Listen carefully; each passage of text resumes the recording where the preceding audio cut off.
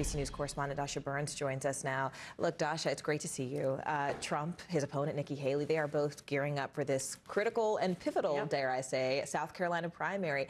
You've been on the trail. I mean, have you noticed a shift in their messages, respectively? Well, look, first of all, great to be here in person with you guys and not on the trail just for today. I'll be back on tomorrow. But look, there's been a shift certainly in the way that Nikki Haley has been talking about former President Trump. In this home stretch, she is pulling out the full arsenal. She's criticizing his comments on NATO last week, criticizing how he talks about Putin, criticizing how he talks about the military and military families, including the attack he made on her husband recently. And she is addressing these court cases that are consuming a lot of his attention and his messaging. Take a listen to what she said just earlier today.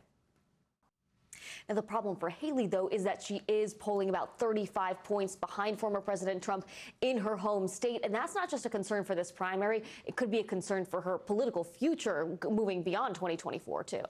And for Trump, these cases work. I mean, they help him raise funds. That's right. Let's talk about on the Democratic front. Michigan Congresswoman Rashida Tlaib is actually telling voters not to vote for President Biden. Why?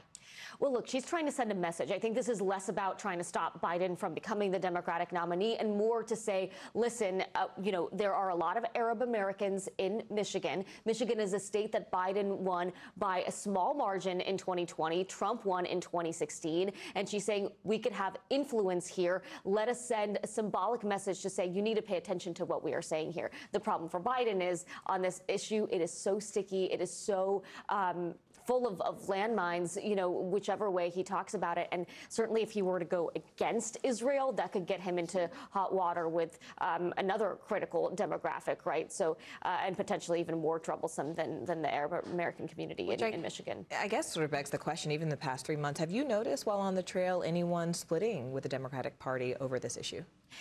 Especially young progressive voters. This is something that they talk about a lot. They're not happy with how the president is handling things, and it could potentially have an impact. But of course, a long way to go, guys. Yeah.